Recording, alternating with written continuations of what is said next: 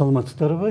Бүгін 7-ші каналына осында ишемби күнкү 7 күндөгү программа өтүп бараткан аптанын негизги окуяларын талдаганга аракет кылабыз. Конокто бизде Сулайман Кайыпов, тарыхчы, тилчи, профессор, илимдер доктору. Рахмат сизге убакытты алып келгениңиз үчүн. Өтүп бараткан аптанын жаңылыктарын мен өзүнчө бир бөлүп тизме кылып алдым, 3 топко бөлүп. Биринчи тобун окуп көрөйүн. Өткөн аптада 24 октябрда Аларча резиденциясында элдик курултай тарых сабактары жана келечек деген аталыштагы илимий практикалык конференция болуп өтүптүр. Сиз да катышкан экенсиз. Сөз сүйлөп, быйыл курултай 20 декабрда өтөт деп белгиленип жатат. 31 октябрда Казак Мажлисинин төрагасы Ерлан Кошанов Бишкекке келип, Жогорку кеңештин спикери Нурлан Шакиевти достук ордени менен, ал эми анын ордун басары Нурбек Сыдыгалиевти ардак грамотасы менен сыйлады. 1 ноябрда кечээ аны президент Жапаров дагы, Садыр Жапаров кабыл алды. Милиция кызматкерлеринин видеого тартпаш керек деген ченемди камтыган мыйзам долбоору 30 октябрда Жогорку кеңеште кабыл алынбай артка кайтарылды. 29 октябрда президент Садыр Жапаров 10 октябрда атайын буйрукка кол койгон экен. Ошол белгилүү болду 29 октябрда. 5 кыргыз генералын генералдык наамынан ажыраткан указ экен. Бирок кийин белгилүү болуп атат. Аларга генералдык наамды мурдагы президент Сооронбай Жээнбеков кызматынан кетерине 2 күн калганда 20-жылдын 14 октябрында берген экен наамдарды, генералдык наамдарды. Дордой мен Орто Сай базарларындагы Аберон деген 2 базар Бишкек шаардык сотунун чечими менен мэриянын кармагына өтүптүр. Ал тууралуу 29 октябрда белгилүү болду. Алардын кожоюну Нуржамал Байболова сотко кайрыла турганын билдирди. 31 октябрда улут аралык кастыкты козуткан деген күнөө менен Нурлан Мотуев кармалаганы тууралуу белгилүү болду. Ушулардын ичинен жанагы курултай даярдалып жатат. Декабрда өтөт экен. Буга чейин 2 курултай бул 3-чү. Кандай болду жыйын, кимдер сүйлөдү, эмне жыйынтыкка келдиңер? Туура айтасыз. Өткөн аптанын ошол эң чоң окуяларынын бири ошол курултайдын эмне экендигин түшүнүш үчүн атайын жасалган илимий практикалык конференция болду да. Себеби бул курултай деген өлкөбүздүн түзүлүшү, тагдыры, мындан кийинки келечеги менен байланыштуу маселе да чындап келгенде. Бирок аны туура түшүнгөн киши бар, түшүнбөгөн киши бар. Кээ бирөөлөр түшүнбөй эле жөн эле курултайды аркасынан уралап акырып жүрөт. Ушуларды тактап мындай илимпоздордун талдоосунан өткөрүп бир пикирге келип алуу абдан зарыл да. Бул эми бир эле конференция менен бүтүп токтоп калчу маселе эмес бул. Себеби адамдардын аң сезимине жеткизиш үчүн бардык адамдар бирдей түшүнүп, бул ушундай турбайбы деп көнүп калыш үчүн дагы далай талкуулар, дагы далай мындай ой жоруулар сөзсүз болот да. Эми өткөн курултай тууралуу болгон конференция жөнүндө айта турган болсок, ал жерде негизинен курултайдын укуктук негизи эмне? Укуктук негизи эмне? Бул келечек эмне? Деги эле курултайдын табияты, маңызы эмне? Коомдо курултайдын орду кайсы деген орчундуу маселелер козголду да. 10 доклад жасалды, 10 баяндама. 10 баяндама тең негизинен эң негизги маселелерге арналды да. Мен алардын баарын айтып отурбайын, негизгиси бул.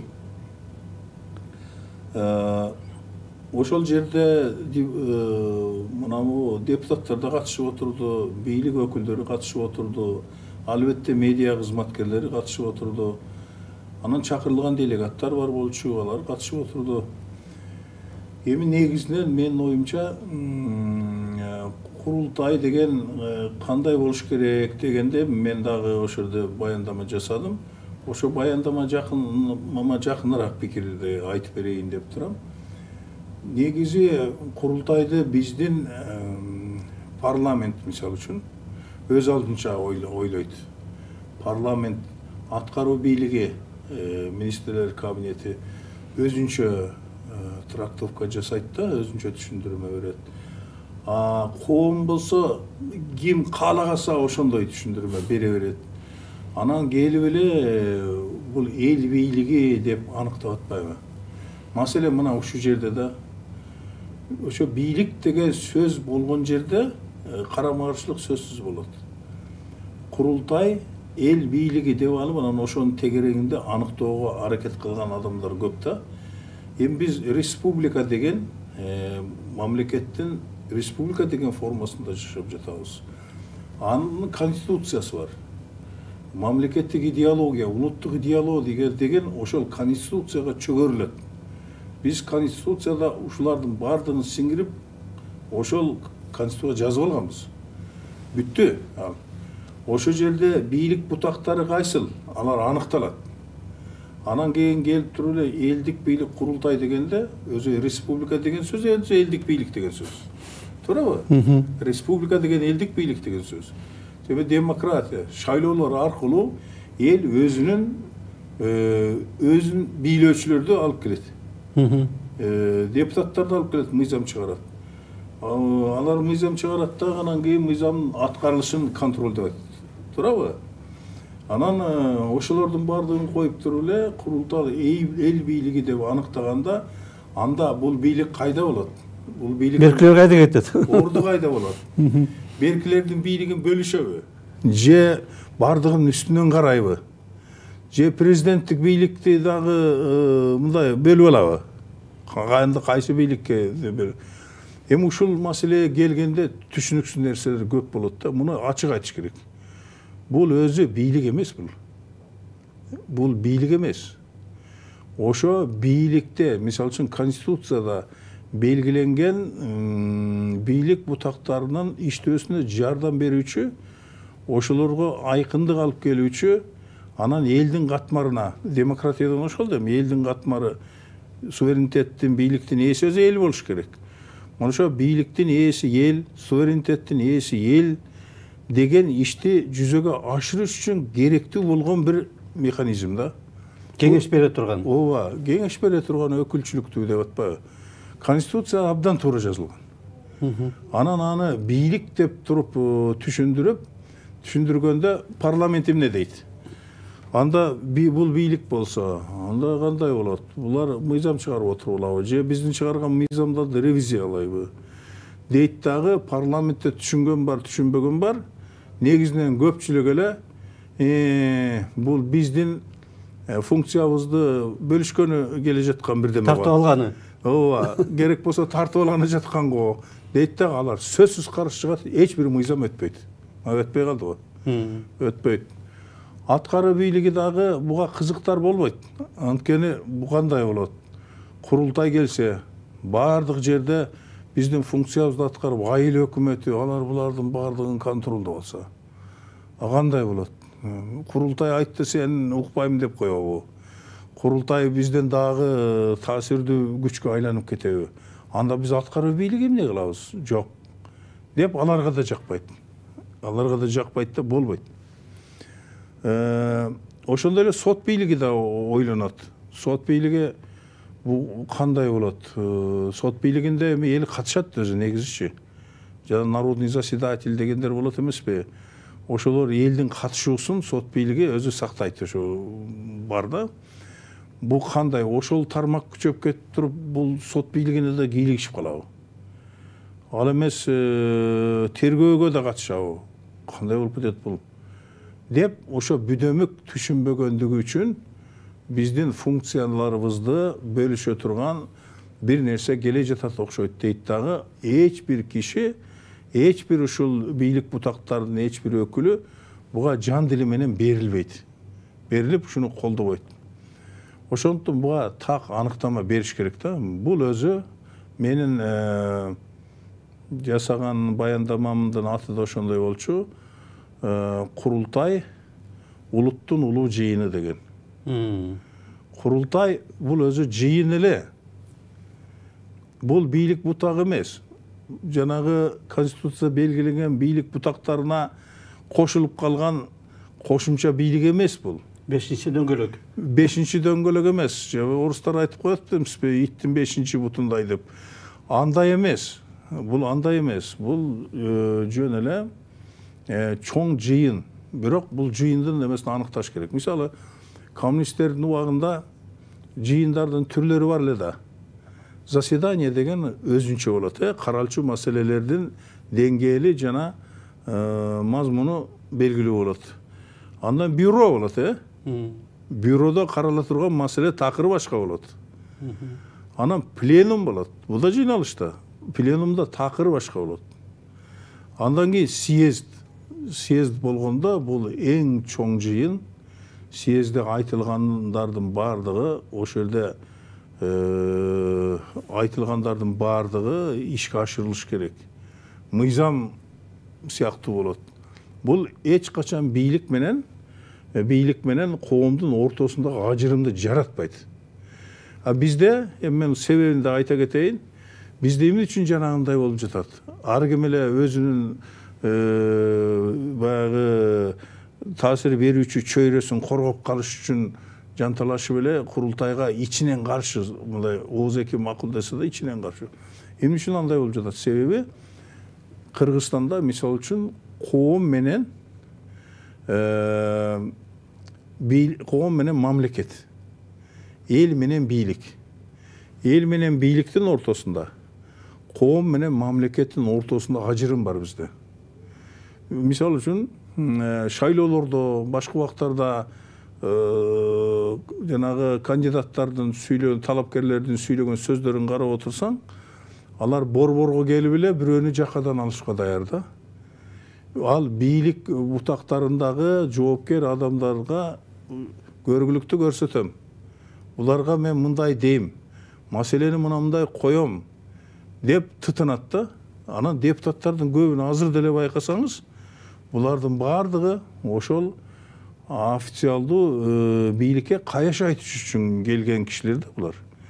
Элдин арасынан дагы берилген суроолорду байкап турсаңыз, сен ошо жерге барганда маселе кое аласыңбы? Сен ошо жерге барганда тигилерге мындай күч көрсөтө аласыңбы дегендей эле.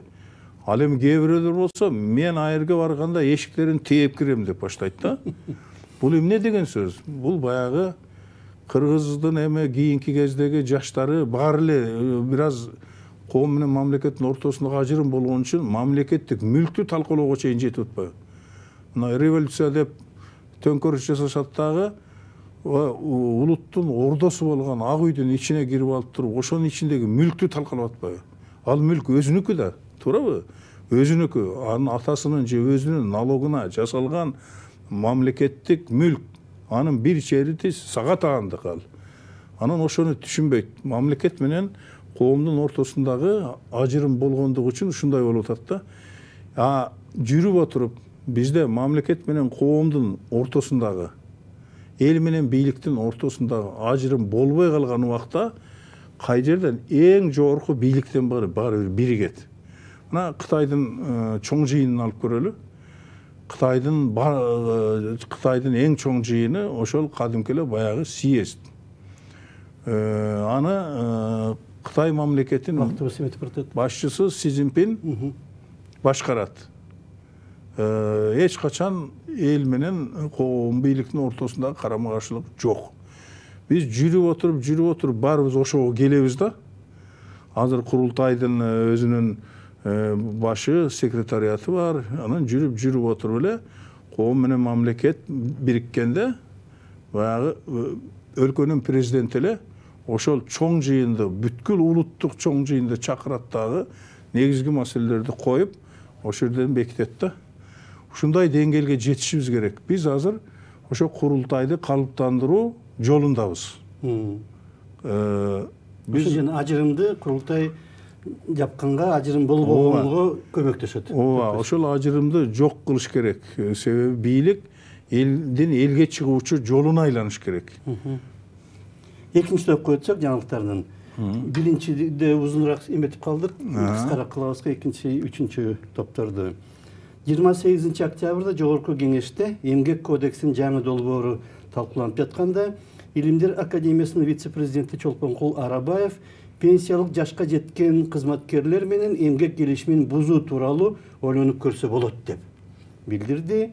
Ошол жерде депутат Кундузбек Сулайманов болсо мекеме ишкана жетекчилерине жаш курагы пенсиялык жашка жеткендерди жумуштан бошотуу укугун бериш керек деп да кошумчалады, ушуну демилге көтөрүлдү. Улуттук банктын төрагасынын ордун басары Азат Козубековдун 29 октябрда билдиргенине караганда, банктын эл аралык байлыктары азыр 4 миллиард 800 миллион доллар болуптур. Жыл башынан бери ал 47%га өскөн экен. Болгону мына 10 ай өттү.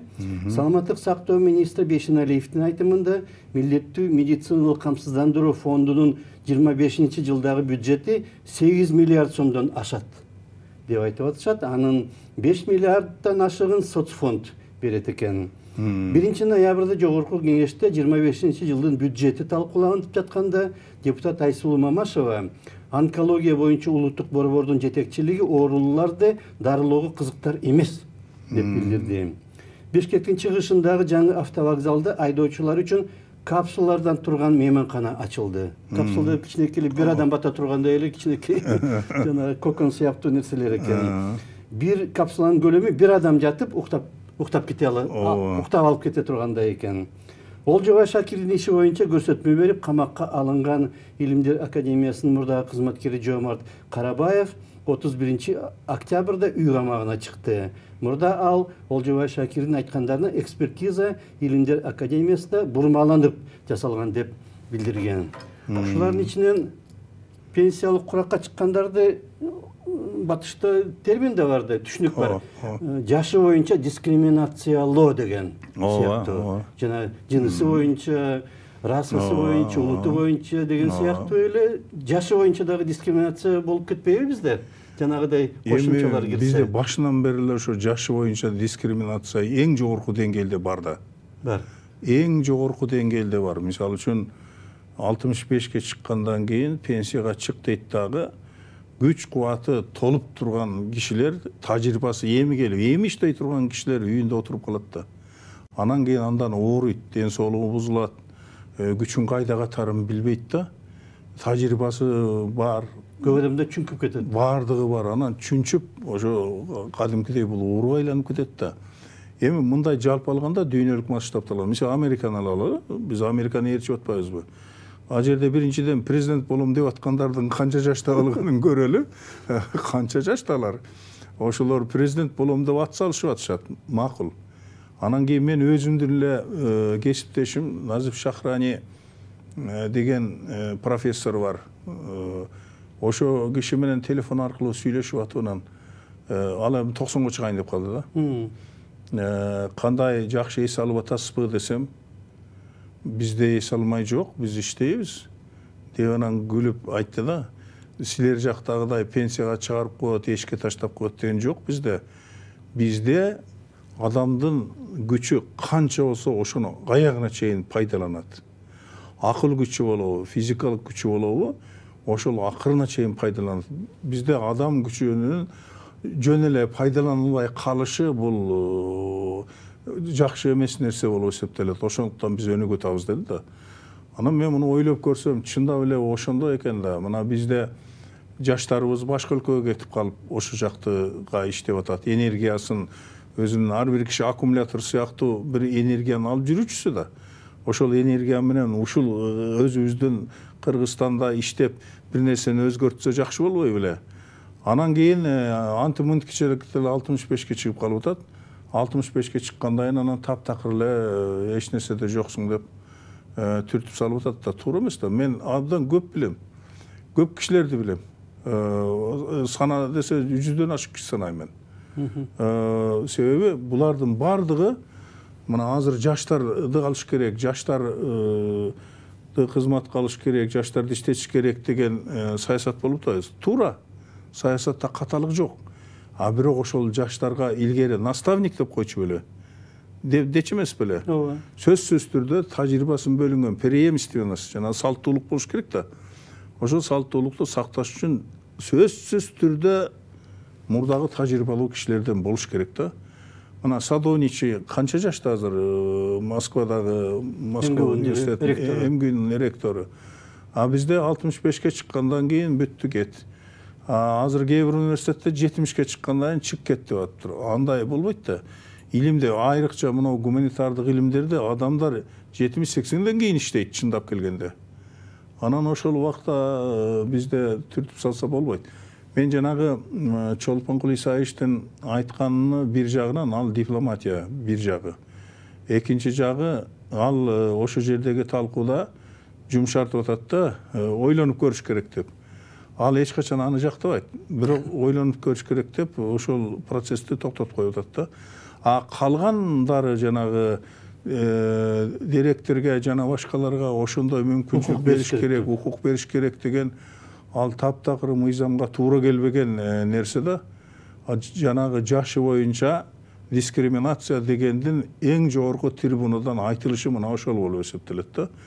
Ошон үчүн эгерде мына өнүккөн өлкөлөрдө адам үйүндө иштей турган болсо, үйүнө иш алып келип берет. Үйүнөн иштеп, мамлекеттин экономикасына ошо кошумча кошуп турат, илимине кошумча кошуп турат. Жаны чыгып кеткенге чейин адамдар иштей берет да. А бизде күчү толуп, күч кубаты толуп турган кишилер, баарын билип турган кишилер, жасалып аткан иштердин айыбынан бери көрүп турган кишилердин баардыгы көчөдө калганы туура эмес да. Ошон үчүн менимче талкууланып аткан маселеде мындан ары дагы талкуулана турган, тактай турган жерлери көп да. Бир эме бар эмеспи, буламыштар бар. Японияда ошондой легенда бар экен, Кавказ элдеринде да мен окудум эле. Мурда кичинекей бала атасы бир замбил жасап атканды көрөт экен. Бул эмнеге деп сураса, чоң атаңды алып барып аскадан ыргытып ийиш керек, ал пайдасы жок, эчтеме кылбай жашы жетип калды дейт экен. Анда баласы айтат экен, ата дейт экен, кийин чоң атаны ыргытып ийгенден кийин бул замбил эч жака ыргытпайм, кийин мен сени ушуну мен алып барып ыргытайын деген сыяктуу. Ушул сыяктуу болуп атат, окшош болуп атат. Ошондой да, бул бизде ушундай бул оору, биз бул оорудан кутулбасак, адамдарыбыздын күчүн, адамдарыбыздын акылын, адамдарыбыздын тажрыйбасын колдонбой, улам жаңы муундарды алып келип кое берсек, биз анда эч качан өнүкпөйбүз. Муну ачык айтыш керек да. 3-чү топко өтсөк, жаңылыктардын 3-чү тобун мен окуп берейин. 30 октябрда Кабар агенттиги президент Садыр Жапаровдун кезектеги интервьюсун жарыялады. Анда президент мамлекеттик гимнди чындап эле жаңыртып койсо деле болот деп билдирди. Анткени гимнди 33 жыл мурда азаттыкка жаңы чыккан өлкө тууралуу гимнди ырдалат. Кыргызстан болсо азыр калыптанып дүйнөгө таанылган мамлекет деп билдирди. 31 октябрда филармонияда Мураталы Күрүнкеев атындагы музыкалык мектептин 85 жылдыгында сүйлөп жатып, Минкап төрагасынын орун басары Эдил Байсалов Кыргызстандын азыркы гимни ыр эмес эле бир кыңкылдоо деп билдирди. Орусча сүйлөптүр, мурлыканье деп. Бишкектин Ленин райондук соту жана шаардык соттун чечими менен мурдагы Фрунзе атындагы айsyl чарба машиналарын чыгаруучу заводдун стадиону менен бассейни мамлекетке кайтарылыптыр. Чоң завод эле бир кезде бүт союзга даңазаланган, даңкы жеткен. Жогорку кеңеш 30 октябрда мамлекеттик үлүшү бар мейманканаларда казино ачууга уруксат берген мыйзам долбоорун бир эле учурда 3 окууда кабыл алды. Апрелде камакка алынган белгилүү ишкер Имамедин Ташев 30 октябрда өз өмүрүнө өзү кол салып, ичине бычак сайганы белгилүү болду. Доктор менен жолукканда камак учурунда ал кыйноого дуушар болдум деп арызданыптыр. Мамлекеттик мега компаниясы 30 октябрда Баткендеги Зардалы айылына мобилдик байланыш өткөрүп, байланыш түзүлүптүр. Жеринде электр энергиясы жок болгондуктан меганын станциялары күн энергиясы менен иштейт экен. Ушулардын ичинен кайсы маселеге токтолсок? Эми булардын ичинен абдан актуалдуусу дайыма эле талкууланып келген, дайыма эле сөз болуп келген, талаш тартыштарга бута болуп келген бир маселе бар. Бул биздин гимн маселеси да. Эми бул биздин марш гимн музыкасында мен анча-мынча түшүнүгүм да бар. Эми музыкасында кынтык жок. Муну айтыш керек. Сөз жок да мында. Анан кийин Насыр Давлесов менен Калый Молдобосанов. ооба, Насыр Давлесов менен Калый Молдобосанов жазган. Анан кийин мен көп эле элдин гимндерин, түрк элдериникин билем. Биздики абдан профессионалдуу мындай музыкалык шык менен, талант менен, тажрыйба менен жазылган музыкада. Музыкасы абдан жакшы. Анан сөздөрүн дайыма талашып келип атышпайбы? Талашып келип отуруп кээде карасаң чын эле чынга окшоп кетет да. Анан кайра мындай бардык талаш тартышты башыңдан алып ыргытып ийип кайра караганыңда жок, туура эле көрүнөт. Себеби эми Жалил Садыков деген ал жөн киши эмес да. Ал деле ошол сындап аткандарга караганда поэзияны жаратып жүргөн киши эмеспи? Аны Саданбек Кулуев эки жазган. Ооба. Анан көп киши ошону аябай сындайт. Мисалы үчүн бир куплетин алып таштады ошол жердеги бейкут деген сөз үчүн. Ал бейкут деген эки сөз бар кыргызда. Бирөөнү эле алып алып анан беркиси туура эмес дегенде болбойт да.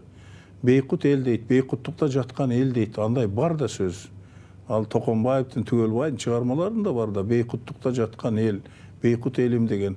Анан бейкут болуп турам деген дагы бир сөз бар. Бул мисалы үчүн тамак жакпай калса адамды бейкут кылат, мындай көңүлүн караңгылатат деген мааниси бар. Бирок экөө эки башка сөз да. Ошону талкуулап отурушуп акыры ошо бир куплетин алып салбадыбы? Ошондой болду да. Эми бул көптөн бери талашка түшүп жүргөн неме? Мен бир жагынан мындай деп ойлойм да. Мына биз жаңылануу жолуна түшүп атпайбызбы? Жаңылануу жолуна түшүп атабыз. Биздин мамлекеттин жетекчилери баардын жаңыдан жасайлы деген ниет. Бул өзү жаман ниет эмес. Себеби чындап эле мурдатан айтылып, талкууланып, тартышылып, же болбосо кандайдыр бир коогалуу ишке бута болуп калган нерселерди кайра жаңылайлы деп. Ак үйдү жаңы салдык, тилек тилеп отурабыз, мындан ары ушу жаркырап эле ушундай бойдон кетсе экен деп отурабыз мисалы да. Тууну жаңылап, жаңы элементтер киргиздик, жаңыладык дебейличи. Жаңы элементтер киргизип койдук, аделе жарашып эле калды мындай алгандачы. Аябай талкууланып, туубуз жыгылды деп бакырып айгай салгандар да болду эле. Туу жыгылбаптыр, турат. Анан кийин ошол логикадан алганда балким мына гимнди оңдош керек деген пикир мына ушул багытта алганда өзүн өзү актоосу мүмкүн да. Муну деле жалпысынан жакшымы? Духту көтөрөт жанагы музыка. Музыкасында шек жок. Анан сөздөрү деле дурус эле, бирок маселе мындай да. Эми баягы мыктылыктын чеги жок да.